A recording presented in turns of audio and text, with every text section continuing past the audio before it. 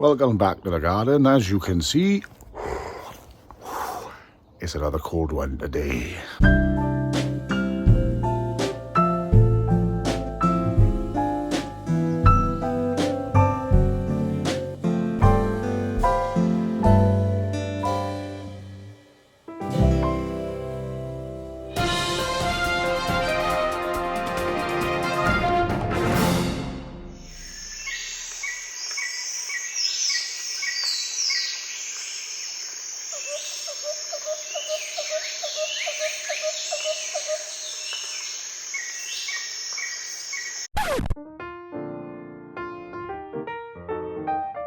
Right, anyway, the third part of what we've done is a good bit. I wanted to show you something I've done from multiple seasons previous as well. Is it making your own polytunnels? Only mini ones, mini polytunnels. But it does make a big difference bringing that season forward and getting some of your saplings into the ground a little bit earlier on, because you give them a better chance, because Britain is cold and wet every day of the week. Also, two of my courgette plants force my hand. Now, they're very aggressive. One was a bit more passive-aggressive than the other one was, but it looked like they were going to start to bloom. They were only about 3 to 4 inches long. You get that big one leaf that comes out, which I'll show you in a second, but it actually looked like some of the flowers were starting to emerge, which is no good when they're sat on the windowsill and you want them in the ground. Too much heat inside the house, so I brought them out. Now, as the professionals do it, I brought them out for about a day or two to harden them off. I'm such a child. So I hardened off my peas as best as I could. Then I got bored, just like every other farmer, and went, I can't be waiting to harden peas off for this long. Let's just whack them in the ground. So that's what I did. I just noticed, where is that in there? I didn't do that. What's it for? Oh.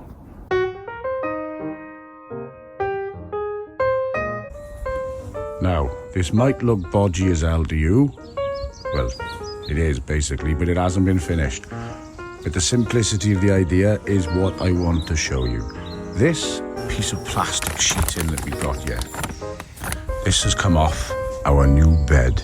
Yes, I told you we had to spend some money, but I didn't tell you that I didn't spend it on the garden. I'm 6'3", and my feet have been sticking off the end of my bed for about 4 years. Now they don't. I got a bigger one, king size. So that has come off the mattress holder. One big sheet, and what we've done here, we've done exactly the same on this side as well. And we're going to use it to make ourselves the polytunnel. Now, simplicity is this. These are simple bits of metal wire out in the dirt or somewhere and chucked up. They are literally bent over themselves into a U shape. We've got one there, and we've got the second one here. And all we've gone and done on top of this is get ourselves a small piece of bamboo, put it along the top, and simply get some string and tie it on. It's not hard. You don't need to punch holes or drill or stamp stuff together. It's just that simple. Bit of string. If you don't know how to tie a knot like that, go watch Tarzan on Disney. He'll show you. So as you see, we've got one on each end, and simply snip off any excess, and that gives you the basic frame for one of these. As you can see on the second bed, we've done exactly the same. Just a slightly thicker bit of wire, a bit of plastic piping that we found out there. Stuff that the council chucked. The joys of, obviously. I must admit, people do moan about the council, but they've given me quite a few things.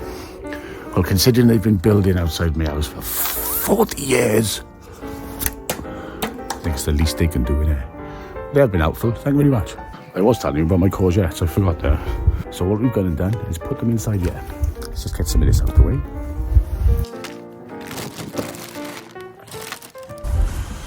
And this is what we had.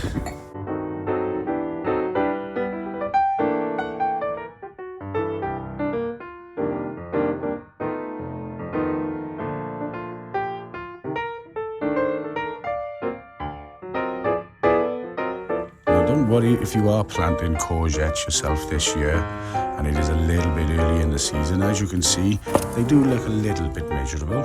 And someone's had a little nib at that as well. Oh, flipping heck, they've already had a night. Get off them, they've been there 2 days.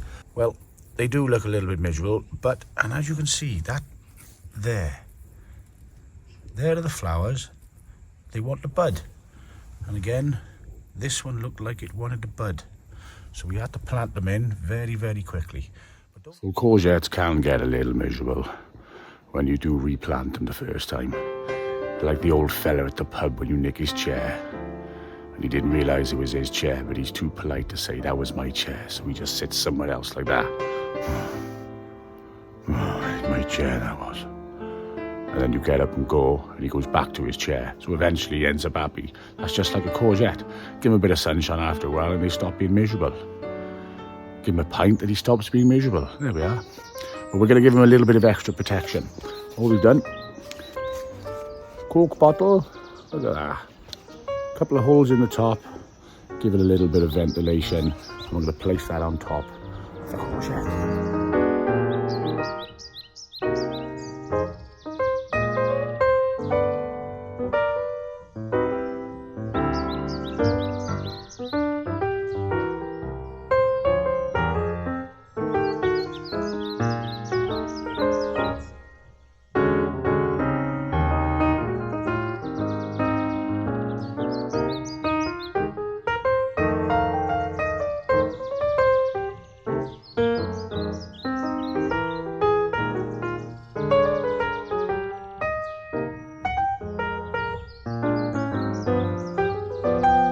If you are making mini polytunnels, I do recommend one thing, little tip.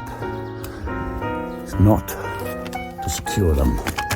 Maybe one side. I mean, let's have a look. You could probably put some staples or nails or something across the inside there, but don't fully secure them down into the ground because you're going to be pulling it all up. You're just giving them a little bit of extra warmth before old King Ra comes out.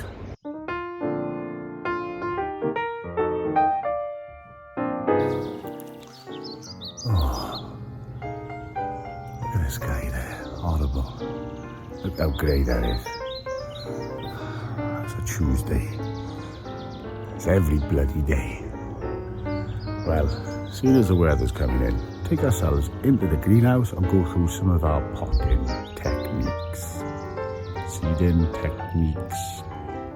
You know when you put the seeds in the thing, in the ground.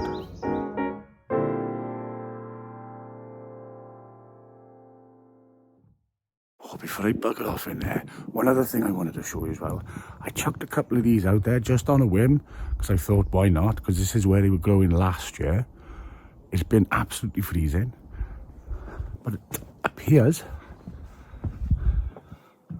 as if life has found a way. Now I plonked in some generic normal lettuce, and as you can see, very, very tiny. There's my nail, absolutely tiny. If you come up here in the second one, it's been a little bit more profitable. We've got a few more popping up just along here. Lettuce, hardy little buggers. There's birds everywhere today. You know that spring's coming. And I think now's a perfect opportunity for us to jump in the greenhouse. And we need to replant some peas. We're going to put some more Monge 2 together so we get that second stock ready to go. So I might as well show you exactly how I do it. Pretty easy. And it's cheap as well. Right.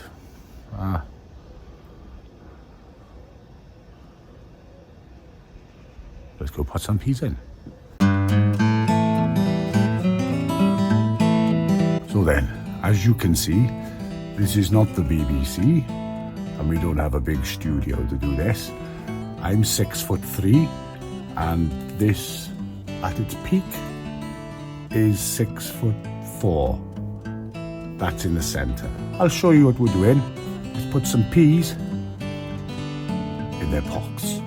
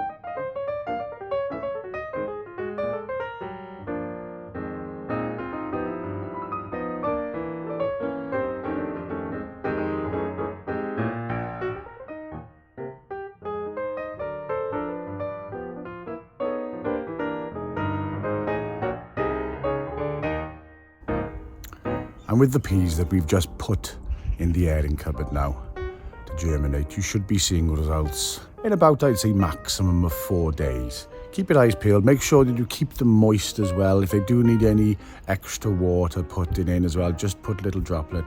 Make sure that they're covered up. That moisture will stay inside there, but make sure that they do stay moist, because peas like the wet.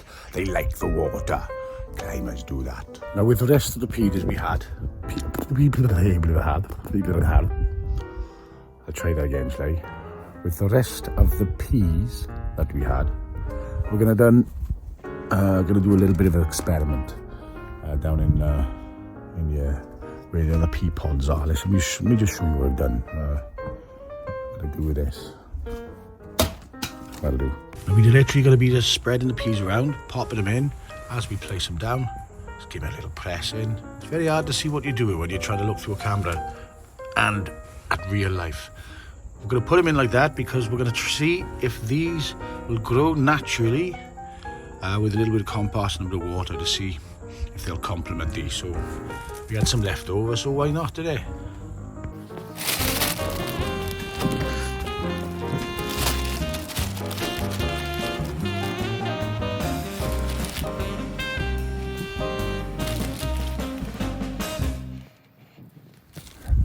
Well, you've seen Salt Bay, now Garden Bay.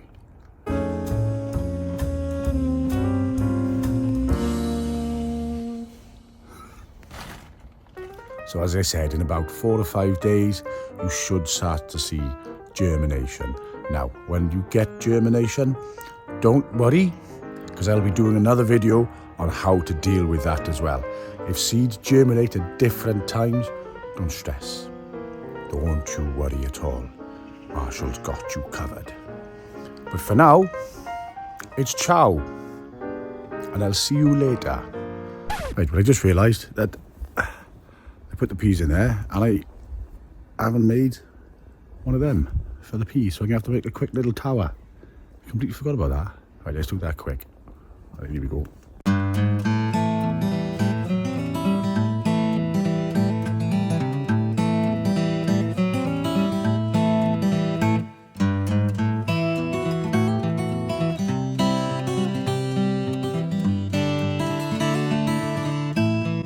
So I know it looks a bit bodgy at the minute. Well, it's pretty much how the garden goes. We're going to have to put that back on there because I just realised we haven't got anything to protect this from the birds. Because as soon as those little pea shoots pop up, the birds will be in there and they'll be after the peas. So, figure that out. From the Mad Gardener, urban gardening, we're trying our best, yeah. Making food for ourselves. No more going to the supermarket. See you later.